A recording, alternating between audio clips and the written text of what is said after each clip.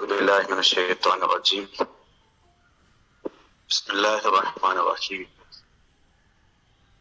الحمد لله والصلاة والسلام على رسوله الأمين وعلى آله وصحبه أجمعين. ഏറ്റവും സ്നേഹം നിറഞ്ഞ സഹോദരീ സഹോദരങ്ങളെ, രക്ഷിതാക്കളെ, ഫജർ ക്ലബിനെ തന്റെ ദൈനംദിന ജീവിതത്തിന്റെ ഒരു ഭാഗമാക്കി, ദിനചര്യയുടെ ഭാഗമാക്കി എല്ലാം കൊണ്ടും ഏറ്റെടുത്ത ഈ ക്ലബിലെ അംഗങ്ങളെ സർവശക്തനായ അല്ലാഹു സുബ്ഹാനഹു വ തആല നമ്മെ അവരെയും അനുഗ്രഹിക്കുമാറാകട്ടെ. എന്റെ ഭാര്യ ജോലി ചെയ്യുന്ന സ്കൂളിലെ റിട്ടയർഡ് ആയിട്ടുള്ള അധ്യാപിക കഴിഞ്ഞ ആഴ്ച മരണപ്പെടുകയുണ്ടായി. നിങ്ങൾക്കൊരു പരിചയവുമില്ലാത്ത ഒരാളുടെ മരണം എന്തിനാണ് ഇവിടെ പ്രസ്താവിക്കുന്നത് എന്ന് സംശയിച്ചേക്കാം. അവര് മരണപ്പെട്ടത് കോട്ടയത്തുള്ള തന്റെ വീട്ടിൽ വെച്ചിട്ടാണ്. 2 മക്കളുടെ മാതാവാണ്. ഒരു മകൻ ലണ്ടനിൽ നിന്ന് വിളിച്ചപ്പോൾ ഫോൺ എടുക്കാത്തത് കൊണ്ട് അയൽവാസികൾക്ക് വിളിച്ചറിയിക്കുകയും അമ്മയ്ക്കെന്ത് പറ്റി എന്ന് ചെന്ന് നോക്കാൻ പറഞ്ഞപ്പോഴാണ് വീടൊക്കെ അടഞ്ഞു കിടക്കുന്നത് കണ്ട് അങ്ങനെ പോലീസിന്റെ കൂടെ സഹായത്തോടു കൂടി വീട് തുറക്കുന്നത്. അപ്പോ വലിയ ഒരു എസ്റ്റേറ്റ്, ആ എസ്റ്റേറ്റിൽ ഒരു വീട്, ആ വീട്ടിൽ 2 ദിവസമായി അടക്കമില്ലാത്ത, അല്ലെങ്കിൽ 2 ദിവസം മുമ്പേ മരണപ്പെട്ട ഒരമ്മ കസേരയിൽ ഇരിക്കുന്ന അവസ്ഥയിൽ മരണം പല അർത്ഥത്തിലും മനസ്സിൽ വല്ലാത്ത പ്രയാസമുണ്ടാക്കി. 2 മക്കളും അവരുടെ ഭാര്യമാരും കുടുംബവും 2 പേരും ലണ്ടനിലാണ്. ഈ മാതാവ്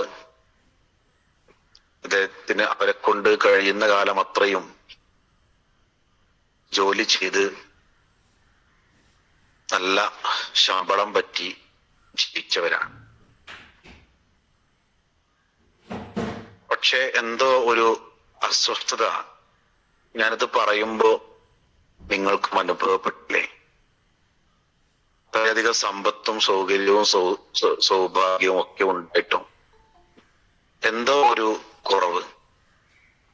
സഹോദരങ്ങളെ, സഹോദരിമാരെ, അതിലൊന്ന് നമ്മുടെ മാതാപിതാക്കളാണ്.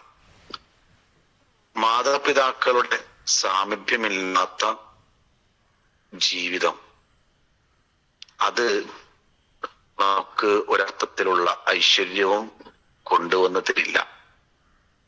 മാതാവിനെ തനിച്ചാക്കിയിട്ടുള്ള സുഖ സൗകര്യങ്ങൾ ഒരുപക്ഷെ അത് വലുതായിരിക്കാം, പക്ഷെ അതിനൊരു ബർക്കത്ത് നമുക്ക് നേടാൻ കഴിയില്ല.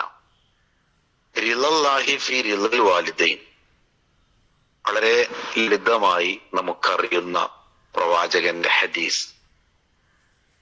അള്ളാഹുവിന്റെ തൃപ്തി മാതാപിതാക്കളുടെ തൃപ്തിയിലാണ്. അവർ ആഗ്രഹിക്കുമ്പോ, അവർ ചോദിക്കുമ്പോ, അവര് വിളിക്കുമ്പോ, അവര് അന്വേഷിക്കുമ്പോ നമ്മളത് പൂർത്തീകരിച്ചു കൊടുക്കുക എന്ന് പറയുന്നത് നമ്മുടെ ബാധ്യതയാണ്. ഉമ്മയെ നോക്കാൻ വേണ്ടിയിട്ട് കോടതിയിൽ കേസ് കൊടുത്ത സൗദി കുടുംബത്തെ ഈ സമയത്ത് ഓർക്കേണ്ടതുണ്ട്. ചെറിയ മകനാണ് എപ്പോഴും നോക്കുന്നത്. ഞങ്ങൾക്ക് ഉമ്മയെ നോക്കണം, അവൻ വിട്ടു തരുന്നില്ല, ഞങ്ങൾക്ക് കൂടി അവകാശപ്പെട്ടതല്ലേ ഞങ്ങളുടെ ഉമ്മ എന്ന് പറഞ്ഞുകൊണ്ട് കേസ് കൊടുത്ത്, ഉമ്മയെ നോക്കാൻ വേണ്ടി കേസ് കൊടുത്ത കാലഘട്ടത്തിൽ തന്നെയാണ് ഉമ്മയെ നോക്കാൻ ഒരാളുമില്ലാതെ, എന്തിന് മരണസമയത്ത് പോലും ഇല്ലാതെ, എന്തിന് മരണപ്പെട്ടത് അറിയാതെ, എന്തിന് മരണപ്പെട്ട് 2 ദിവസമായിട്ടും ഒന്ന് നോക്കുവാൻ ആളില്ലാത്ത അവസ്ഥയിൽ മരണപ്പെട്ട്. എന്തു നിർഭാഗ്യമാണ് ഈ ഒരു അവസ്ഥ. അതുകൊണ്ട് സഹോദരങ്ങളെ, നമുക്ക് ജീവിച്ചിരിക്കുന്ന നമ്മുടെ മാതാപിതാക്കൾ, അവരാണ് നമ്മുടെ സമ്പത്ത് എന്ന് പറയുന്നത്. അവരുടെ ഒരു ചെറിയ ഒരു ചെറിയ അശ്രദ്ധ, അവർക്ക് ഒരു കൈപ്പിഴ എങ്ങാനും നമ്മുടെ കുട്ടിക്കാലത്ത് സംഭവിച്ചിരുന്നുവെങ്കിൽ നമുക്ക് നമ്മുടെ ആരോഗ്യം നഷ്ടപ്പെടുമായിരുന്നു, നമ്മുടെ ജീവൻ നഷ്ടപ്പെടുമായിരുന്നു, നമുക്ക് നമ്മുടെ അവയവങ്ങൾ നഷ്ടപ്പെടുമായിരുന്നു. എത്ര ശ്രദ്ധയോടുകൂടിയാണ് സൗകര്യങ്ങളില്ലാത്ത കാലത്ത് അവർ നമ്മെ വളർത്തിയത്.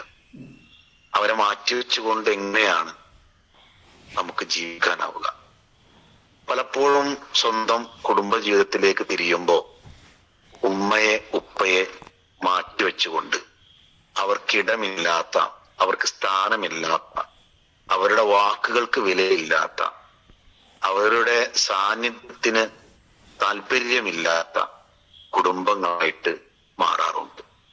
പല വീടുകളിലും ഉപ്പക്കും ഉമ്മക്കും സ്ഥാനമില്ല എന്നുള്ളത് ഒരു പുതിയ കാലം എന്ന് പറഞ്ഞുകൂടാ. എന്നാൽ പോലും പല വീടുകളിലെയും അവസ്ഥ അങ്ങനെ എത്തിക്കൊണ്ടിരിക്കുന്നുണ്ട്. അവിടെയാണ് ഇത്തരം മരണങ്ങൾ നമുക്ക് അസ്വസ്ഥതകൾ ഉണ്ടാക്കേണ്ടത്. നമ്മൾ അറിയേണ്ടത്, എൻ്റെ ഭാര്യ, എൻ്റെ മക്കൾ, അവർക്ക് നമ്മൾ നൽകുന്ന സ്നേഹം പോലെ തന്നെ എൻ്റെ ഉമ്മ എന്ന് പറയുന്നത് ഏറ്റവും വലിയ ഒരു സ്ഥാപനമാണ്.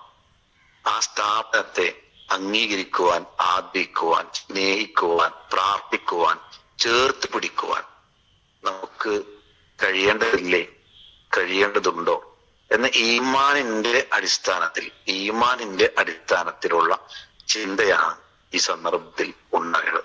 മരണപ്പെട്ട മാതാപിതാക്കളാണെങ്കിലോ അവർക്ക് വേണ്ടിയുള്ള പ്രാർത്ഥനയിൽ, അവർക്ക് വേണ്ടി സ്ഥിരം പ്രാർത്ഥിക്കുവാൻ, അവരുടെ ഖബർ സന്ദർശിക്കുവാൻ, എൻ്റെ ഉമ്മയുടെ ഖബർ എവിടെയാണ് എന്ന് അറിയാത്തൊരവസ്ഥ നമുക്കുണ്ടോ? അവരുടെ ഖബറിടം ചെന്ന് മാസത്തിലൊരിക്കലെങ്കിലും ഒന്ന് പോയി സന്ദർശിച്ച് അവർക്ക് വേണ്ടി പ്രാർത്ഥിക്കുവാൻ നമ്മുടെ മനസ്സിലിടമുണ്ടോ? ഇല്ല എങ്കിൽ നമ്മുടെ മക്കൾ നമ്മെ പോലെ നോക്കും എന്ന് നമ്മൾ വിചാരിക്കുന്നുണ്ടോ? നമ്മൾ എങ്ങനെയാണോ നമ്മുടെ മാതാപിതാക്കളോട് പെരുമാറിയത്, അതേപോലെയാണ് നമ്മുടെ മക്കൾ നമ്മോട് പെരുമാറുക എന്ന ഒരു തോന്നൽ നമുക്കുണ്ടാവാറുണ്ടോ? അതുകൊണ്ട് എൻ്റെ ഉപ്പ, എൻ്റെ ഉമ്മ അതൊരു വികാരമായി മാറി. ഉപ്പയ്ക്കും ഉമ്മയ്ക്കും വേണ്ടി ജീവിക്കുന്ന മക്കളാകുന്ന, അങ്ങനെ അവരെ കൂട്ടിപ്പിടിച്ച് അവർക്ക് സന്തോഷത്തോടുകൂടി മരണം കൊതിക്കാൻ കഴിയുന്ന, മരണം നേടാൻ കഴിയുന്ന, മരിക്കാൻ കഴിയുന്ന. മുമ്പൊരു ക്ലാസ്സിൽ സലാം വാണിയമ്പലത്തിന്റെ ഉമ്മയുടെ മരണം ഞാൻ സൂചിപ്പിച്ചിരുന്നു. അങ്ങനെ മക്കളെ കണ്ട് നിർവൃത്തി അടഞ്ഞ് മരണപ്പെടുവാനുള്ള സൗഭാഗ്യം നമ്മൾ അവർക്ക് നൽകേണ്ടതില്ല. ഞാൻ അവസാനിപ്പിക്കുകയാണ്. ചാർവരം ഹൈസ്കൂളിൽ മുമ്പ് ഒരു HM ഉണ്ടായിരുന്നു. മോങ്ങം ഭാഗത്തുള്ള ഒരു മുഹമ്മദ് അലി മാഷ് ഗൾഫിൽ ഉന്നതമായ ജോലി ചെയ്തുകൊണ്ടിരിക്കുമ്പോൾ അദ്ദേഹം അത് റിസൈൻ ചെയ്തുകൊണ്ട് നാട്ടിലേക്ക് വന്നു.